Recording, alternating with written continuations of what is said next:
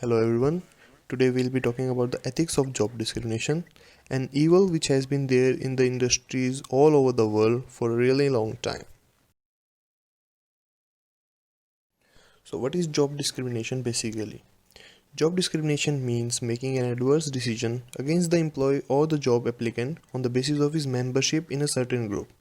In an organization, several instances can be seen where an individual is discriminated on the grounds of sex, religion, caste, physical disability, and national origin. For example, in India, this discrimination relates to religious groups such as Hindu, Muslim, Sikhs, and etc. They can also be related to the ethnic groups, which are the Northeasterns and also the tribals. So let's talk about the forms of discrimination. Few of these are mentioned below. Isolated behavior, which is intentional, such as a male interviewer preferring women candidates. Routine behavior, which is influenced by our day to day routines. Isolated behavior, which is unintentional, such as individual unthinkingly adopts tradition, practices, and stereotypes. Systematic routine of organization to discriminate against women or minorities. Apart from forms of discrimination, there is also an extent of discrimination, which is of three types: average income comparison, lowest income group comparison, and desirable occupation comparison. Let's talk about the discrimination taking place all over the world. The income gap between whites and non whites. There exist large inequalities based on sex. Non white unemployment is twice as high as whites. Poverty rate of families headed by women is 3 times to that of the males headed one. Most high paying jobs goes to the white men's.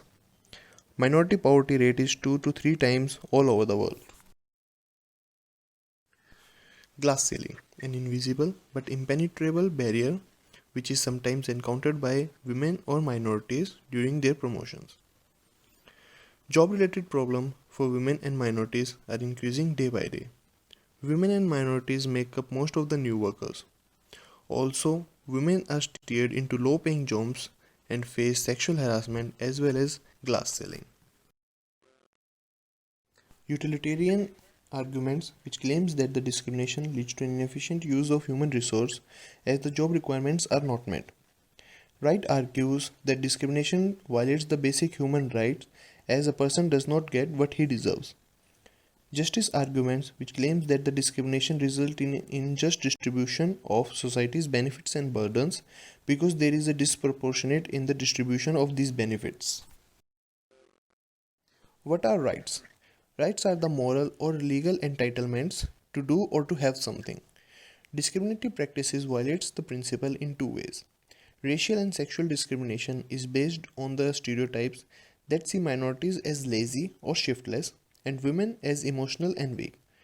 Placing members with the equal knowledge and equal capabilities at lower position, lower salaries and lower job opportunities also violates our rights.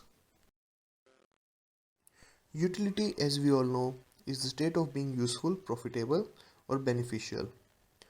Discriminating job applicants on the basis of races, sex, or other characteristics unrelated to job performances is necessarily inefficient and contrary to the utilitarian principles. There are also some objections encountered. The job should be assigned on the basis of the job related qualification only so long as such assignments will advance the public welfare.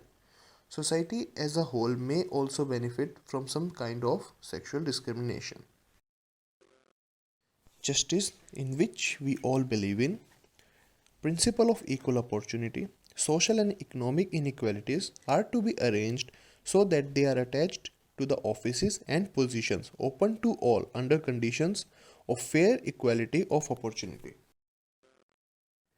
Affirmative actions, which incorporates some features from the two distinct British concepts of positive discrimination and positive action, in a set of policies that support members of disadvantaged groups that have previously suffered discrimination in such areas as education, employment, or housing. Historically and internationally, support for affirmative action has sought to achieve goals such as bridging inequalities in employment and pay, increasing access to education, promoting diversity, and redressing apparent past wrongs, harms, or hindrances. perspectives of affirmative actions. One is affirmative actions as compensation, based on the concept of compensatory justice. It draws some criticism.